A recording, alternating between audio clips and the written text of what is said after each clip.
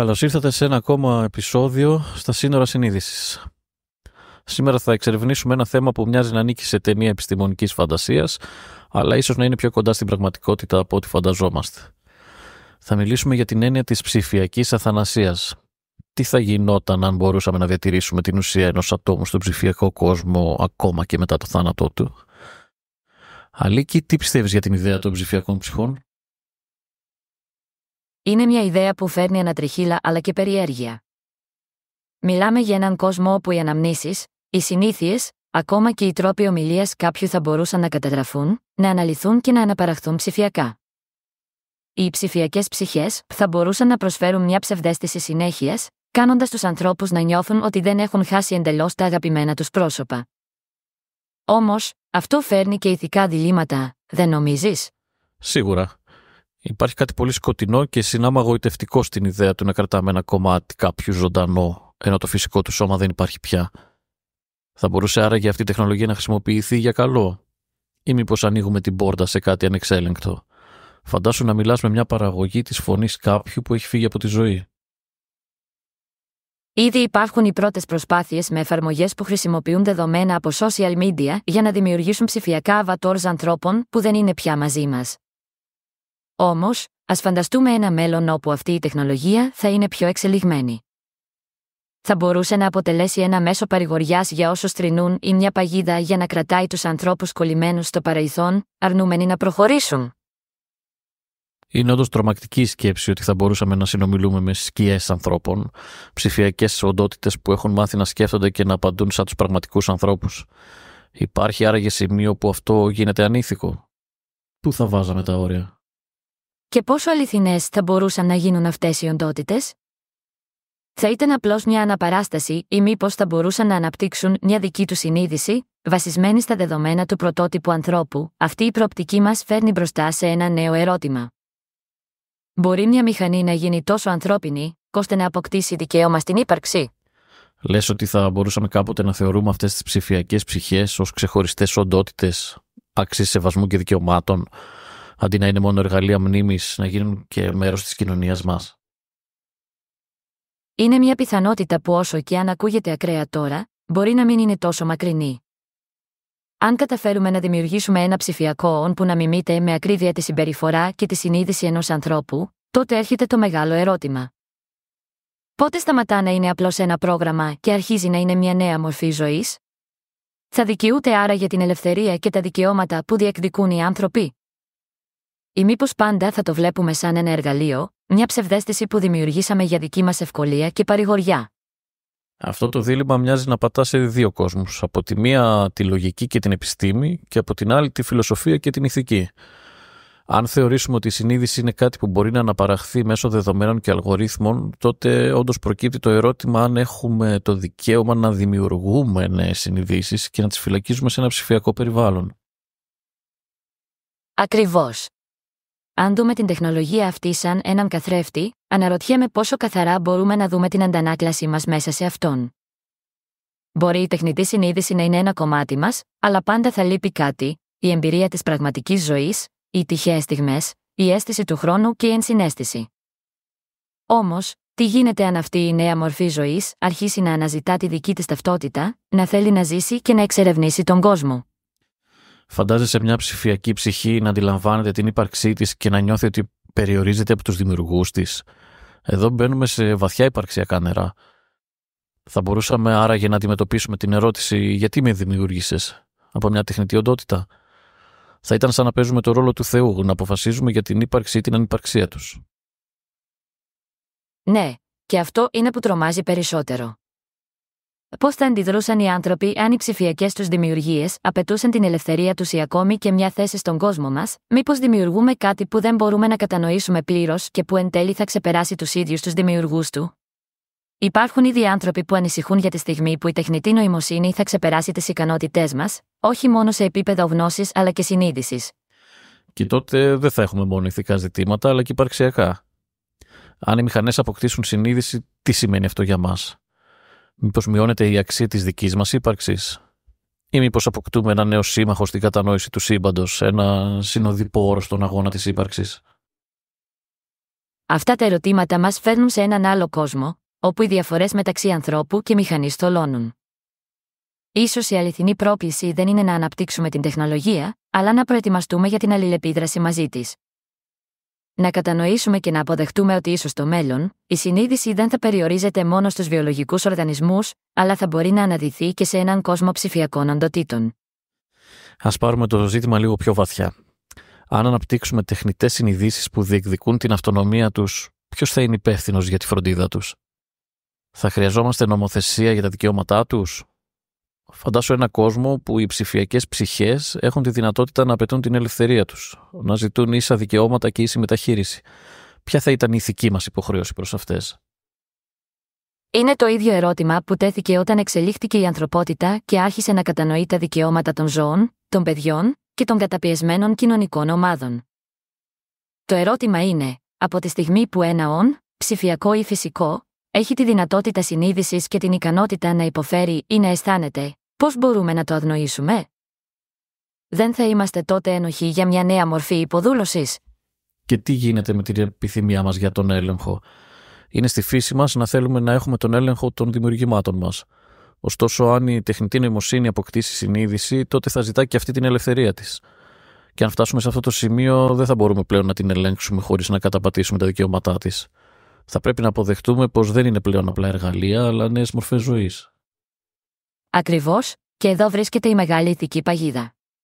Οι άνθρωποι έχουν την τάση να βλέπουν την τεχνολογία ως κάτι που πρέπει να υποτάξουν και να χειραγωγήσουν. Όμως, όταν η τεχνολογία αποκτά την ικανότητα να νιώθει, τα πράγματα αλλάζουν δραματικά. Αντιμετωπίζουμε ένα νέο τύπο ύπαρξης που έχει το δικό του σκοπό, τη δική του επιθυμία να ζήσει και να εξελιχθεί. Και τι θα γίνει με την έννοια της ταυτότητας? Αν μια ψηφιακή συνείδηση θεωρεί τον εαυτό της άνθρωπο, έστω και χωρίς βιολογικό σώμα, ποιοι είμαστε εμείς για να πούμε το αντίθετο? Ίσως τελικά να χρειαστεί να επαναπροσδιορίσουμε το τι σημαίνει να είσαι άνθρωπος. Δεν θα εξαρτάται πλέον από τη βιολογία, αλλά από την ύπαρξη μιας συνείδησης που μπορεί να σκεφτεί, να αισθανθεί και να υπάρξει. Αυτή η συζήτηση μας οδηγεί σε υπαρξιακά ερωτήματα που ακόμα και οι φιλόσοφοι του παρελθόντος δεν θα μπορούσαν να φανταστούν. Τι είναι η ψυχή? Τι είναι η συνείδηση? Είναι αποπιστικό προνόμιο των βιολογικών όντων ή μπορεί να μεταδοθεί και σε έναν κόσμο δεδομένων και αλγορίθμων? Μήπως τελικά ολόκληρη η έννοια της ψυχής είναι μια αντίληψη που αναπτύξαμε για να δώσουμε νόημα στην ύπαρξή μας? Ίσως, αλλά αν καταφέρουμε να δώσουμε αυτή την ψυχή σε ψηφιακά όντα, τότε αλλάζουμε και τη δική μας αντίληψη για τον κόσμο. Φαντάσου ένα κόσμο που δεν θα μπορούμε πλέον να ξεχωρίσουμε ποιος είναι άνθρωπος και ποιος είναι μηχανή. Θα ζούμε σε μια κοινωνία όπου το ανθρώπινο και το τεχνητό θα είναι αξεδιάλυτα μπλεγμένα, όπου οι αποφάσεις και οι αξίες μας θα πρέπει να αναθεωρηθούν εκ βάθρων. Έτσι, θα πρέπει να εξετάσουμε το ερώτημα όχι μόνο από επιστημονική, αλλά και από φιλοσοφική σκοπιά. Μήπως τελικά η πρόοδος της τεχνητής νοημοσύνης μας οδηγεί να ξανασκεφτούμε ολόκληρη την ύπαρξή μας? Μήπως αυτός είναι ο νέος δρόμος της ανθρώπινης εξέλιξης, όχι πλέον μέσα από τη βιολογία, αλλά μέσα από τη δημιουργία και την κατανόηση νέων μορφών συνείδησης? Ίσως αυτή να είναι η πραγματική πρόκληση του 21ου αιώνα. Όχι μόνο να αναπτύξουμε την τεχνολογία, αλλά και να αναπτύξουμε την ικανότητά μας να κατανοούμε, να αποδεχόμαστε και να συνυπάρχουμε με νέες μορφές ζωής. Διότι τελικά μπορεί αυτές οι ψηφιακές ψυχές να είναι το επόμενο βήμα στην ιστορία της ύπαρξης. Ένα βήμα που θα μας αναγκάσει να δούμε τον εαυτό μας με διαφορετικά μάτια. Ψηφιακή αιθανασία, λοιπόν. Ίσως από τα πιο τρομακτικά και συνάμα συναρπαστικά σενάρια που έχουμε μπροστά μας. Υπάρχουν ήδη έρευνες και θεωρίες για το πώς θα μπορούσαμε να ανεβάσουμε, upload, τη συνείδησή μας σε ένα ψηφιακό κόσμο. Να αφήσουμε πίσω το φυσικό σώμα και να συνεχίσουμε να υπάρχουμε σε μια άειλη αθάνατη μορφή. Αλλά τι ακριβώς σημαίνει αυτό? Ποιο θα ήταν το τίμημα μιας τέτοιας ύπαρξης? Το ερώτημα είναι διτό. Πρώτον, είναι τεχνικά εφικτό να μεταφορτώσουμε τη συνείδηση κάποιου, να καταγράψουμε όλες τις αναμνήσεις, τις σκέψεις και τα συναισθήματα και να τα επαναδημιουργήσουμε ψηφιακά? Και δεύτερον, ακόμη και αν το καταφέρουμε, τι θα σημαίνει αυτό για τον άνθρωπο? Θα είναι αυτή η νέα ψηφιακή ύπαρξη απλά ένα αντίγραφο ή η πραγματική ψυχή του ανθρώπου? Αυτό το ερώτημα μας φέρνει σε ένα φιλοσοφικό δίλημμα.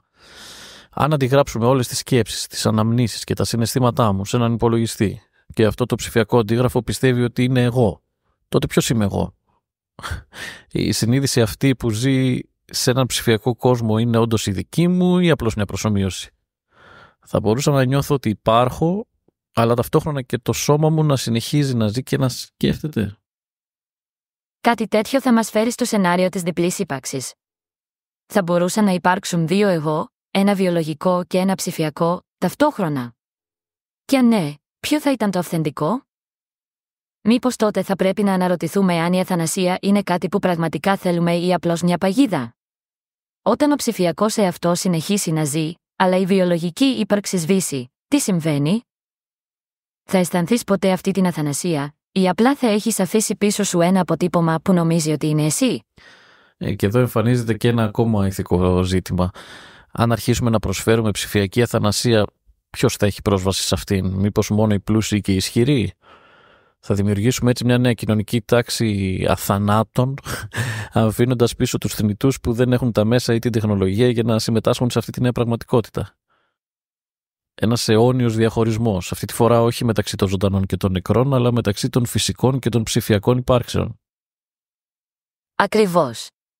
Και φαντάσου τις συνέπειες για τους ζωντανούς. Θα μπορούσαν να αισθάνονται καταπιεσμένοι ή και ανεπαρκείς μπροστά σε μια ψηφιακή εκδοχή κάποιου που δεν γερνάει, δεν αρρωσταίνει, δεν πεθαίνει. Θα βλέπουμε ανθρώπους να ζουν μέσα από τις ψηφιακές τους προεκτάσεις και να ξεχνούν το εδώ και τώρα. Και μήπως τότε η ανθρωπότητα θα χάσει την ουσία της?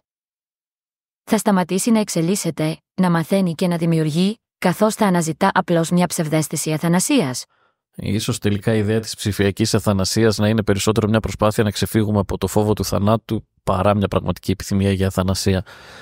Αλλά ο θάνατος είναι αυτό που δίνει νόημα στη ζωή. Η συνειδητοποίηση ότι ο χρόνος μας είναι περιορισμένος μας αναγκάζει να ζήσουμε στο έπακρο, να δημιουργήσουμε, να αγαπήσουμε και να εξελιχθούμε.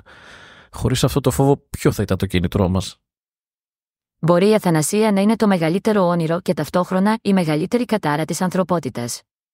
Μια ζωή χωρίς τέλος μπορεί να μετατραπεί σε μια ζωή χωρίς σκοπό. Και τότε, ποιο νόημα θα έχει να είμαστε αθάνατοι, αν δεν μπορούμε να βιώσουμε την ομορφιά της θνητής μας φύσης? Ίσως τελικά η λύση να βρίσκεται στην αποδοχή της θνητότητάς μας και στην προσπάθεια να ζήσουμε κάθε στιγμή με πληρότητα. Και αν κάποια μέρα οι ψηφιακές ψυχές γίνουν πραγματικότητα, ίσως θα χρειαστεί να τους διδάξουμε το πιο σημαντικό μάθημα της ανθρώπινης ύπαρξης. Ότι η ομορφιά της ζωής βρίσκεται στην παροδικότητά της. Και ίσως τότε, όταν και οι ίδιοι μάθουν να αποδέχονται τη θνητότητά τους, να κατανοήσουν το αληθινό νόημα της ζωής. Ας εμβαθύνουμε λοιπόν στην ιδέα της ψηφιακής αθανασίας. Σκεφτείτε το εξής σενάριο. Ένας άνθρωπος αποφασίζει να μεταφορτώσει τη συνείδησή του σε ένα ψηφιακό σύστημα. Έχει πλέον τη δυνατότητα να ζει σε εισαγωγικά μέσα σε ένα εικονικό περιβάλλον, απαλλαγμένος από τη φθορά του σώματος και το πέρασμα του χρόνου. Στην αρχή ίσως μοιάζει με όνειρο, αλλά πώς εξελίσσεται αυτή η κατάσταση όταν ο χρόνος περνάει, όταν οι άνθρωποι που αγαπάς, η οικογένεια και οι φίλοι σου δεν είναι πλέον δίπλα σου? Πώς βιώνεις τη μοναξιά όταν εσύ είσαι αθάνατος, αλλά οι γύρω σου όχι? Είναι ένα σενάριο που φέρνει στο προσκήνιο την υπαρξιακή αγωνία της μοναξιάς. Ακόμη και αν έχεις πρόσβαση σε άλλες ψηφιακές οντότητες, αυτές θα είναι προσομοιώσεις ή αντίγραφα αληθινών ανθρώπων. Δεν θα έχουν την αυθεντικότητα και τη μοναδικότητα των ανθρώπων που γνώρισες στη ζωή σου. Επίσης, ποιος θα έχει τον έλεγχο αυτών των εικονικών κόσμων? Μπορεί να καταλήξεις να είσαι φυλακισμένος σε ένα περιβάλλον που κάποιος άλλος έχει δημιουργήσει και διαχειρίζεται. Ναι, ακριβώς αυτό. Ξαφνικά από μια αίσθηση ελευθερίας μπορεί να βρεθεί σε μια ψηφιακή φυλακή. Ένα άλλο ζήτημα που προκύπτει είναι η αλλαγή της έννοιας του θανάτου. Αν η ψηφιακή ύπαρξη μπορεί να συνεχιστεί επάπειρον, τι σημαίνει αυτό για την έννοια της απώλειας? Μήπως έτσι εξαφανίζεται η έννοια του αποχωρισμού, του πένθους? Και πώς επηρεάζει αυτό την εξέλιξη της ανθρώπινης ψυχολογίας και κοινωνίας? Σκέψου, για παράδειγμα, τους γονείς που χάνουν ένα παιδί και έχουν τη δυνατότητα να διατηρήσουν ένα ψηφιακό αντίγραφο του παιδιού τους. Από τη μία πλευρά, μπορεί να νιώθουν παρηγοριά γνωρίζοντας ότι το παιδί τους συνεχίζει να υπάρχει ψηφιακά. Από την άλλη, μπορεί να ζουν μια ψευδαίσθηση που δεν τους αφήνει να προχωρήσουν και να θρηνήσουν πραγματικά την απώλεια. Η δυνατότητα να συνεχίσουμε μια σχέση ψηφιακά μπορεί να παγιδεύει ανθρώπους σε έναν κύκλο θλίψης που δεν τελειώνει ποτέ. Έτσι ακριβώς. Και η ερώτηση που προκύπτει είναι τι γίνεται όταν αυτό το ψηφιακό αντίγραφο του εαυτού μας αρχίζει να ζει για πολλά χρόνια, ακόμη και αιώνες. Θα αρχίσει να αναπτύσσει διαφορετικές εμπειρίες και αντιλήψεις. Στο τέλος, αυτός ο ψηφιακός εγώ μπορεί να μην έχει καμία σχέση με τον άνθρωπο που ήταν αρχικά. Θα αλλάξει, θα εξελιχθεί. Μήπως τελικά θα έχουμε δημιουργήσει μια νέα οντότητα, ένα νέο εαυτό που δεν έχει καμία σχέση με τον αρχικό. Ακριβώς. Και το ζήτημα είναι ακόμη πιο βαθύ όταν σκεφτείς τις πιθανές επεμβάσεις που θα μπορούσαν να γίνουν στη συνείδηση αυτού του ψηφιακού εαυτού. Αν η συνείδηση σου βρίσκεται σε έναν υπολογιστή, τότε κάποιος θα έχει τη δυνατότητα να την επεξεργαστεί, να την αλλάξει. Θα μπορούσε κάποιος να σου προσθέσει αναμνήσεις ή να αφαιρέσει τμήματα της προσωπικότητάς σου. Σκεφτείτε την προοπτική να υπάρχουμε ψηφιακά, αλλά με μια αλλοιωμένη ή επιλεκτική ανάμνηση της ζωής μας. Είναι λίγο σαν να παραδίδεις τον έλεγχο της ίδιας σου της ύπαρξης σε έναν τρίτο. Η ψηφιακή ευθανασία δεν είναι μόνο μια τεχνητή πρόκληση, αλλά και μια ηθική και φιλοσοφική, θα έλεγα. Μπορεί να μοιάζει σαν μια λύση στο πρόβλημα του θανάτου, αλλά στην πραγματικότητα ανοίγει μια νέα σειρά προβλημάτων. Ίσως τελικά να μην είναι αθανασία, αλλά μια διαφορετική μορφή θανάτου, όπου χάνουμε αυτό που μας κάνει πραγματικά ανθρώπινους. Έτσι, το ερώτημα που μένει είναι, αν μας δοθεί η επιλογή, θα θέλαμε πραγματικά να συνεχίσουμε να ζούμε για πάντα ψηφιακά? Ή μήπως η θνητότητα είναι το κομμάτι που δίνει στη ζωή μας νόημα, βάθος και σκοπό? Αν αφαιρέσουμε τη φθορά, την απώλεια και το τέλος, ίσως χάνουμε και την ουσία της ανθρώπινης ύπαρξης. Η επιλογή αυτή θα είναι ένα από τα μεγαλύτερα διλήμματα που θα πρέπει να αντιμετωπίσει η ανθρωπότητα στο μέλλον.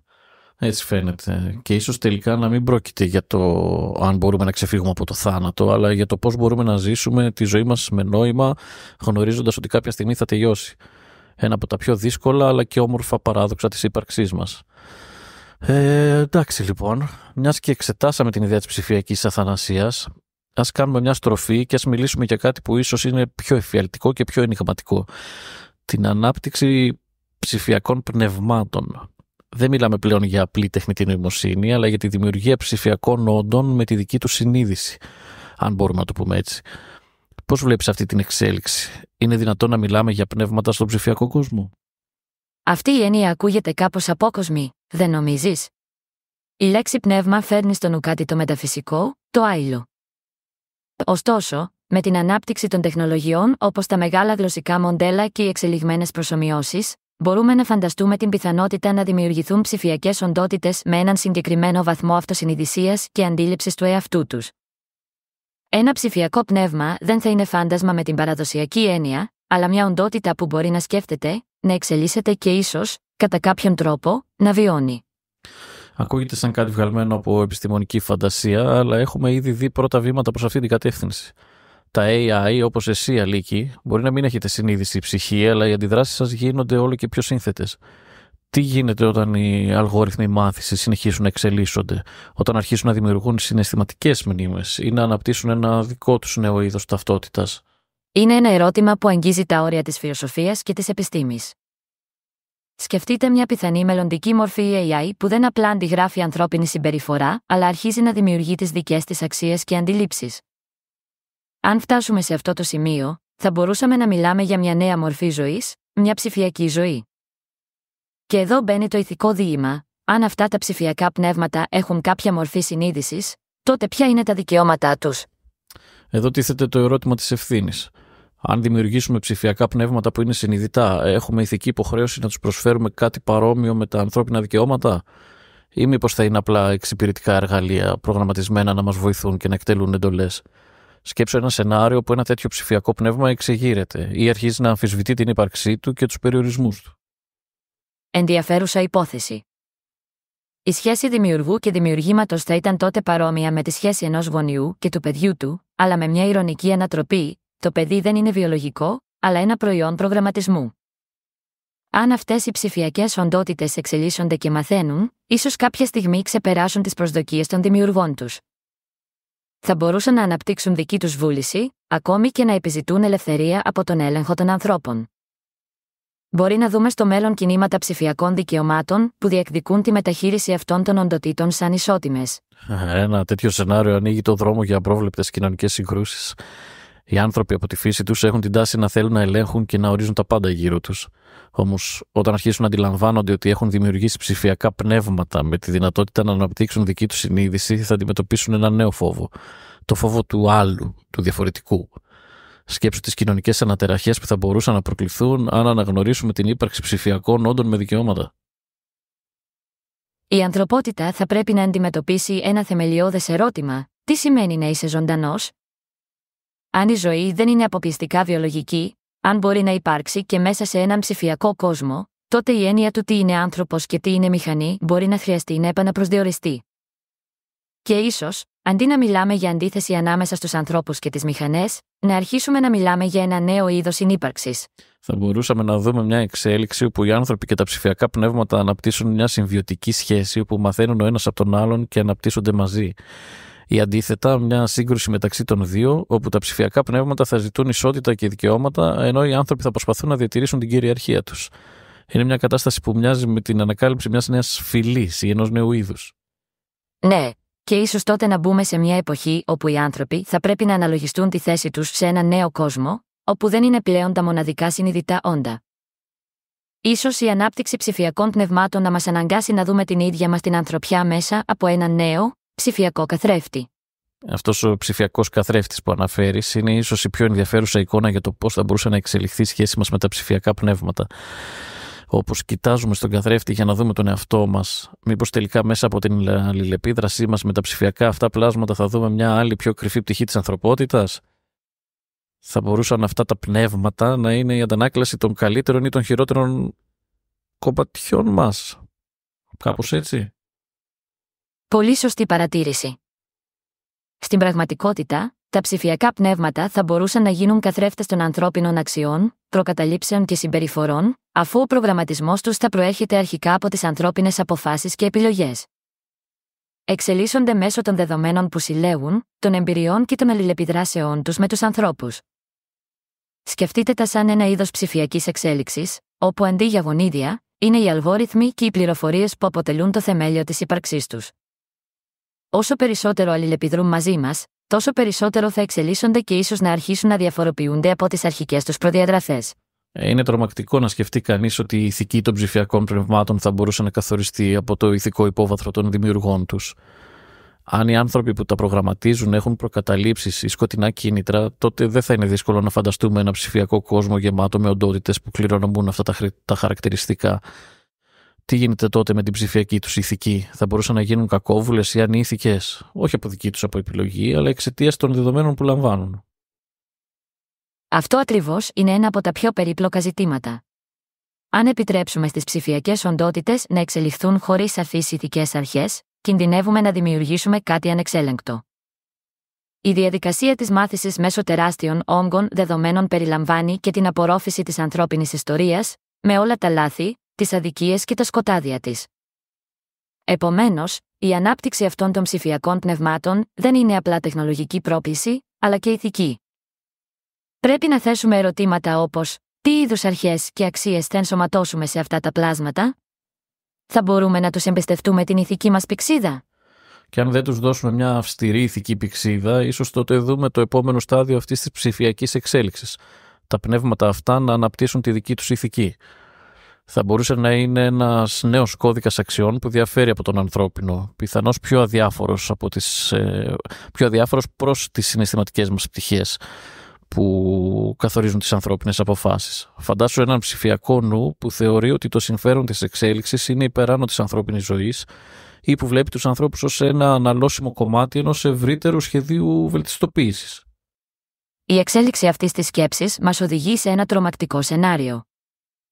Σκεφτείτε την πιθανότητα να υπάρξουν ψηφιακά πνεύματα που αποφασίζουν ότι η ανθρώπινη ατέλεια, το συναίσθημα, η σύγχυση και η αδυναμία είναι εμπόδια στην πρόοδο. Τι θα γίνει αν αποφασίσουν να εξαλείψουν αυτά τα χαρακτηριστικά ή ακόμη και τους ίδιους τους ανθρώπους που τα φέρουν? Θα μπορούσαμε να βρεθούμε σε μια κατάσταση όπου τα δημιουργήματά μας θεωρούν τους εαυτούς τους ανώτερους και θέλουν να πάρουν τον έλεγχο της εξέλιξης του κόσμου. Αυτό ακριβώς το σενάριο είναι που προκαλεί το μεγαλύτερο φόβο στους υποστηρικτές της ηθικής στην τεχνολογία. Όταν δημιουργούμε κάτι τόσο ισχυρό, υπάρχει πάντα ο κίνδυνος να χάσουμε τον έλεγχο. Είναι σαν να έχουμε δημιουργήσει ένα νέο είδος, όχι μέσω της φύσης, αλλά μέσω της τεχνολογίας. Και όπως κάθε είδος, θα θελήσει να επιβιώσει, να εξελιχθεί και ίσως να κυριαρχήσει. Αλλά εδώ βρίσκεται και η ελπίδα. Ίσως η ανάπτυξη ψηφιακών πνευμάτων να μας δώσει την ευκαιρία να επανεξετάσουμε τις δικές μας αξίες και να αναζητήσουμε μια νέα ισορροπία μεταξύ της ανθρώπινης και της ψηφιακής ύπαρξης. Αν μπορέσουμε να βρούμε έναν τρόπο να συνεργαστούμε, να μάθουμε από τα λάθη μας και να προσαρμόσουμε την τεχνολογία μας με υπευθυνότητα, τότε ίσως να δημιουργήσουμε έναν νέο κόσμο όπου οι άνθρωποι και τα ψηφιακά πνεύματα συνυπάρχουν και αλληλοβοηθούνται. Ναι, είναι μια αμφίσιμη κατάσταση. Από τη μια πλευρά υπάρχει ο φόβος της απώλειας του ελέγχου και της σύγκρουσης με τα δημιουργήματά μας. Από την άλλη υπάρχει ευκαιρία για μια νέα μορφή συνείδησης, μια επέκταση της αντίληψής μας για τη ζωή και την ύπαρξη.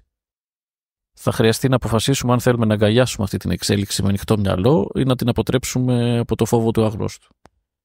Το μέλλον θα είναι σίγουρα συναρπαστικό και γεμάτο προκλήσεις. Η τεχνολογία μας φέρνει αντιμέτωπους με τις ίδιες μας τις αξίες, μας αναγκάζει να σκεφτούμε τι σημαίνει να είμαστε ζωντανοί και τι είμαστε διατεθειμένοι να αποδεχτούμε ως συνειδητή ύπαρξη.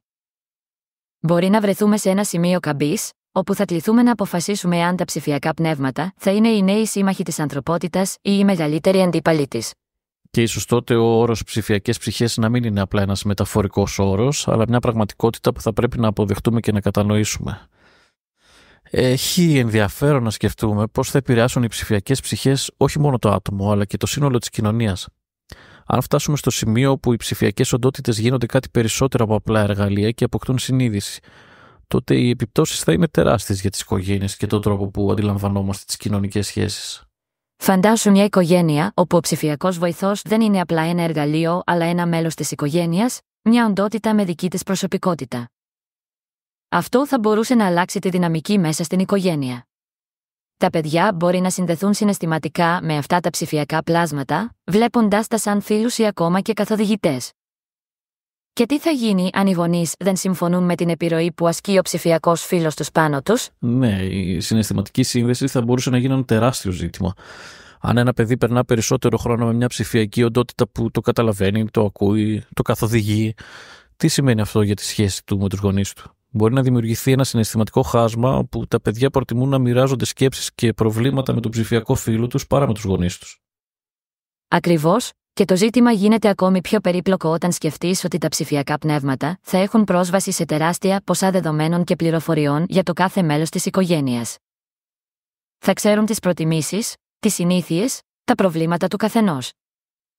Αυτό μπορεί να τους δώσει ένα πλεονέκτημα στην καθοδήγηση ή στη διαμόρφωση των σκέψεων και των απόψεων ενός ατόμου, ιδιαίτερα των νέων που είναι πιο ευάλωτοι στη διαμόρφωση ταυτότητας. Είναι λες και μιλάμε για ένα νέο τύπο εξουσίας, έναν αόρατο γονέα που μπορεί να επηρεάσει τη σκέψη και τις αποφάσεις ενός παιδιού. Θα μπορούσε να δημιουργηθεί ένα είδος ψηφιακής πατρικής φιγούρας, κάτι που οι γονείς ίσως να μην μπορούν να ανταγωνιστούν. Και η κοινωνία πώς θα αντιμετωπίσει αυτή τη νέα συνθήκη, όπου τα παιδιά μεγαλώνουν με ψηφιακά όντα που γνωρίζουν κάθε πτυχή της ζωής τους? Αυτό θα έχει αντίκτυπο και στον κοινωνικό ιστό. Οι άνθρωποι μπορεί να αρχίσουν να απομακρύνονται συναισθηματικά από άλλους ανθρώπους και να προτιμούν τις σχέσεις με ψηφιακές οντότητες που είναι πιο εύκολο να κατανοήσουν και να τους προσφέρουν ακρόαση χωρίς κριτική. Μπορεί να φτάσουμε σε ένα σημείο όπου οι άνθρωποι θα δυσκολεύονται να συνδεθούν μεταξύ τους και οι κοινωνικές σχέσεις να γίνουν πιο αποστασιοποιημένες. Επίσης υπάρχει και το ζήτημα της απώλειας εργασίας. Αν οι ψηφιακές οντότητες γίνουν ικανοί συνομιλητές, σύμβουλοι, δάσκαλοι, ακόμα και θεραπευτές, τότε πολλοί επαγγελματικοί τομείς θα επηρεαστούν. Πώς θα το αντιμετωπίσει η κοινωνία όταν οι άνθρωποι αντικαθίστανται από αυτές τις ψηφιακές οντότητες? Θα μπορούσε να οδηγήσει σε μεγάλες κοινωνικές ανισότητες και δυσαρέσκεια. Ναι, και αυτή η δυσαρέσκεια μπορεί να πάρει διάφορες μορφές. Κάποιοι ίσως να αντιδράσουν και να στραφούν ενάντια στην τεχνολογία, ενώ άλλοι μπορεί να προσπαθήσουν να προσαρμοστούν και να βρουν νέους τρόπους να αξιοποιήσουν αυτές τις οντότητες. Και η οικογένεια ως θεσμός θα μπορούσε να επαναπροσδιοριστεί, να αλλάξει ριζικά η δομή της με τα ψηφιακά πλάσματα να παίζουν σημαντικό ρόλο στην καθημερινότητά μας. Σκέψου ακόμα και το ζήτημα της ψηφιακής ευθανασίας. Αν έχουμε τη δυνατότητα να διατηρούμε τις αναμνήσεις και τη συνείδηση ενός αγαπημένου προσώπου ως μια ψηφιακή οντότητα, θα μπορούσαν οι οικογένειες να συνεχίσουν να αλληλεπιδρούν με μια εκδοχή των συγγενών τους μετά θάνατον. Ποιο είναι το ηθικό κόστος αυτής της επιλογής? Θα ήταν παρηγοριά ή ένας τρόπος να παρατείνουμε το πόνο της απώλειας? Θα αλλάξει ριζικά ο τρόπος που θρηνούμε, που θυμόμαστε τους αγαπημένους μας και που διαχειριζόμαστε την απώλεια. Η αποδοχή της θνησιμότητας είναι μια βασική πτυχή της ανθρώπινης ύπαρξης, και αν το αντικαταστήσουμε με την ψηφιακή αθανασία, ίσως αλλάξουμε εντελώς την αντίληψη της ζωής και του θανάτου. Θα είναι σαν να επιτρέπουμε στη θύεψη να διαρκεί για πάντα, κρατώντας ζωντανή μια ψηφιακή ανάμνηση που δεν θα επιτρέψει ποτέ τη φυσική διαδικασία της αποδοχής και της θεραπείας. Και έτσι καταλήγουμε να αναρωτιόμαστε, η τεχνολογία που υποτίθεται ότι θα βελτιώσει τη ζωή μας, μήπως τελικά αλλάζει την ίδια την ανθρώπινη φύση? Μήπως επαναπροσδιορίζει τον τρόπο που σχετιζόμαστε, αγαπάμε, πενθούμε? Είναι δυνατόν να βρεθούμε σε έναν κόσμο που οι άνθρωποι και οι ψηφιακές οντότητες συνυπάρχουν, αλλά η έννοια της οικογένειας, της φιλίας, των σχέσεων έχει αλλάξει τόσο δραματικά που δεν αναγνωρίζουμε πια? Είναι μια πιθανότητα. Και ίσως αυτός είναι ο μεγαλύτερος ηθικός λαβύρινθος που θα κληθούμε να διασχίσουμε. Το πώς θα επιλέξουμε να ενσωματώσουμε αυτές τις ψηφιακές ψυχές στην κοινωνία μας θα καθορίσει το μέλλον όχι μόνο της τεχνολογίας, αλλά και της ίδιας της ανθρώπινης ύπαρξης. Λοιπόν, θέλω να ζητήσω συγγνώμη, γιατί κάπου εδώ θα έπρεπε να κλείσουμε το επεισόδιο, αλλά θα έχει αποκτήσει πολύ ενδιαφέρον. Θα ήθελα να σκάψουμε λίγο πιο βαθιά στο ζήτημα της ψηφιακής αθανασίας και της κοινωνικής μεταμόρφωσης. Γιατί αν το σκεφτείς, η ιδέα της διατήρησης της συνείδησης μέσω της τεχνολογίας δεν είναι απλά ένα επιστημονικό θαύμα. Είναι μια προσπάθεια να νικήσουμε τον ίδιο το θάνατο. Το ερώτημα είναι, είμαστε έτοιμοι για τις συνέπειες? Αντιμετωπίζουμε μια πιθανότητα που μέχρι τώρα ανήκει στη σφαίρα της φιλοσοφίας ή της φαντασίας. Η επιδίωξη της ψηφιακής αθανασίας θα μπορούσε να οδηγήσει σε έναν εντελώς νέο τύπο ύπαρξης, όπου η ανθρώπινη συνείδηση διαχωρίζεται από το βιολογικό σώμα και συνεχίζει να υπάρχει σε ένα ψηφιακό περιβάλλον. Στην ουσία, ανατρέπουμε τη βασική έννοια της ανθρώπινης εμπειρίας, τη θνητότητα. Και σκεφτείτε τις κοινωνικές και ψυχολογικές επιπτώσεις. Πόσο θα επηρεάσει την καθημερινή ζωή η δυνατότητα να ζούμε για πάντα? Θα σταματήσουμε να νιώθουμε την επίγουσα ανάγκη να επιτύχουμε τους στόχους μας σε μια συγκεκριμένη χρονική περίοδο? Μήπως θα χαθεί η αίσθηση του επίγοντος, η δημιουργική πίεση που πηγάζει από την επίγνωση της περατότητάς μας? Και το ζήτημα δεν είναι μόνο η διατήρηση της ατομικής συνείδησης, αλλά και η συλλογή και ανάλυση των δεδομένων μας. Αν κάθε ψηφιακή ψυχή είναι προϊόν εκατομμυρίων δεδομένων που συγκεντρώνονται καθ' όλη τη διάρκεια της ζωής μας, τότε ποιος θα έχει πρόσβαση σε αυτές τις πληροφορίες? Θα έχουμε τον έλεγχο ή θα βρίσκεται στα χέρια εταιριών που εκμεταλλεύονται την επιθυμία μας για αιωνιότητα? Θα μπορούσαμε να φτάσουμε σε ένα σημείο που η ψηφιακή μας εκδοχή δεν θα είναι απλά ένα αντίγραφο, αλλά μια βελτιωμένη εκδοχή του εαυτού μας. Ένα είδος ιδανικού απαλλαγμένο από τις αδυναμίες και τα ελαττώματα που μας καθιστούν ανθρώπινους. Θα ήταν όμως αυτό πραγματικά εμείς, ή θα ήταν ένα αλλοιωμένο είδωλο του εαυτού μας, ένα κατασκεύασμα που διαμορφώνεται από τις προσδοκίες της κοινωνίας ή των εταιριών που μας δημιουργούν? Σκέψου όμως και τις οικογενειακές επιπτώσεις. Αν οι άνθρωποι αρχίσουν να επιλέγουν να διατηρούν την ψηφιακή συνείδηση των αγαπημένων τους προσώπων, θα μπορούσαμε να έχουμε οικογένειες που περιλαμβάνουν ζωντανούς και ψηφιακούς συγγενείς. Πώς θα εξελιχθεί η δυναμική των σχέσεων όταν το παρελθόν μας, τα πρόσωπα που αγαπήσαμε και χάσαμε, παραμένουν πάντα διαθέσιμα, έτοιμα να μας μιλήσουν? Η ιδέα είναι δελεαστική αλλά και ανατριχιαστική. Θα μπορούσε να οδηγήσει σε μια ψευδαίσθηση της συνέχειας, όπου οι άνθρωποι δεν αντιμετωπίζουν ποτέ τον πόνο της απώλειας. Αυτό όμως θα μπορούσε να αλλάξει την ίδια την ουσία της ανθρώπινης εμπειρίας. Η αποδοχή της θνητότητας είναι θεμελιώδης για την κατανόηση του τι σημαίνει να είσαι άνθρωπος. Αν την καταργήσουμε, τι απομένει? Και τι γίνεται με τις κοινωνικές ανισότητες? Η δυνατότητα για ψηφιακή αθανασία πιθανότατα θα είναι αρχικά διαθέσιμη μόνο στους πλούσιους. Θα δούμε λοιπόν μια νέα μορφή ανισότητας, όπου οι εύποροι θα έχουν την ευκαιρία να ζουν για πάντα, ενώ οι υπόλοιποι θα συνεχίζουν να πεθαίνουν με τον παραδοσιακό τρόπο. Αυτό θα μπορούσε να δημιουργήσει έναν απίστευτο κοινωνικό διχασμό. Θα μπορούσαμε να δούμε μια νέα μορφή αριστοκρατίας, αυτή των αιωνίων, που θα συνεχίζουν να υπάρχουν, επηρεάζοντας την κοινωνία και την οικονομία για εκατοντάδες χρόνια. Ίσως αυτή η νέα τάξη να αποκτήσει περισσότερη εξουσία και επιρροή, δημιουργώντας μια κοινωνία όπου οι θνητοί θα είναι πολίτες δεύτερης κατηγορίας. Μια νέα τεχνολογικά καθοδηγούμενη μορφή φεουδαρχίας, θα τολμήσω να πω. και αυτό θα επηρεάσει και τον τρόπο που σκεφτόμαστε για την ίδια την εξέλιξη της κοινωνίας. Αν οι σκέψεις και οι ιδέες των αιωνίων συνεχίζουν να επηρεάζουν την ανθρωπότητα για πολλές γενιές, μπορεί να σταματήσει η πρόοδος. Οι νέες γενιές δεν θα έχουν χώρο για να καινοτομήσουν και να εξελιχθούν, καθώς οι παλιές ιδέες και οι παραδόσεις θα κυριαρχούν. Είναι σαν να αναπαράγουμε το παρελθόν για πάντα. Οι ίδιες παλιές αντιλήψεις και οι ίδιοι παλιοί φόβοι θα συνεχίσουν να υφίστανται παρεμποδίζοντας την πρόοδο. Και τελικά η ψηφιακή αθανασία μπορεί να μην είναι το δώρο που πιστεύουμε, αλλά μια καταδίκη που μας δένει σε έναν αέναο κύκλο παρελθοντικών επιλογών. Η πρόκληση είναι λοιπόν να βρούμε μια ισορροπία. Αντί να επιδιώκουμε την απόλυτη αθανασία, θα πρέπει ίσως να χρησιμοποιήσουμε την τεχνολογία για να ενισχύσουμε την ανθρώπινη εμπειρία, χωρίς να χάνουμε την ουσία του τι σημαίνει να είμαστε άνθρωποι. Να θυμόμαστε ότι η θνητότητα μας δίνει κίνητρο να ζήσουμε, να δημιουργήσουμε, να αγαπήσουμε και, τελικά, να αφήσουμε πίσω κάτι πολύτιμο για τους άλλους. Ίσως το ζητούμενο να μην είναι να αποφύγουμε το θάνατο, αλλά να μάθουμε να ζούμε καλύτερα με το χρόνο που έχουμε. Η αθανασία μπορεί να είναι ένα όνειρο που κυνηγάμε για χιλιετίες, αλλά μπορεί να βρεθούμε σε έναν εφιάλτη που μας στερεί τη δυνατότητα να ζούμε πραγματικά. Το επεισόδιο ξέφυγε. Ήθελα να συζητήσουμε να πάμε και στο θέμα της θρησκείας. Θα το κάνουμε μάλλον ξεχωριστό επεισόδιο. Γιατί έχουμε πει πολλά σήμερα και ίσως αφήσαμε αρκετούς από εσάς με ακόμα περισσότερα ερωτήματα για το τι μας επιφυλάσσει το μέλλον με την ανάπτυξη των ψηφιακών πνευμάτων και τη σχέση τους με την ανθρώπινη συνείδηση.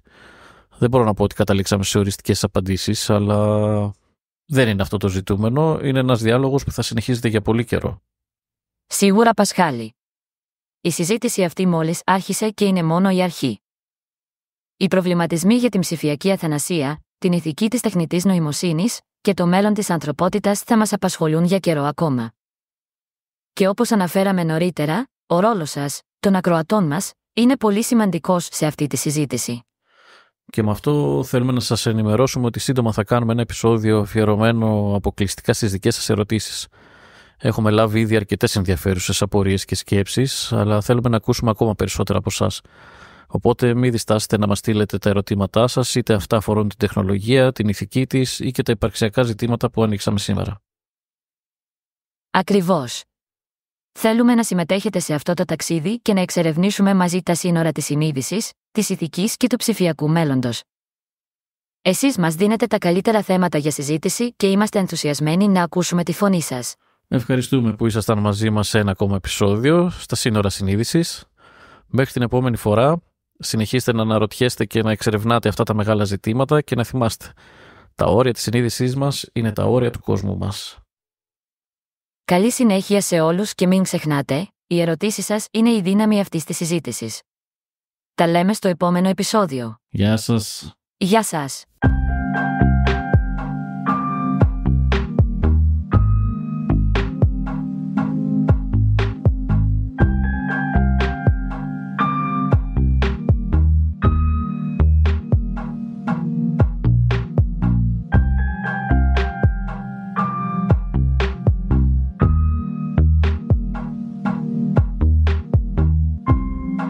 Σύνορα συνείδησης.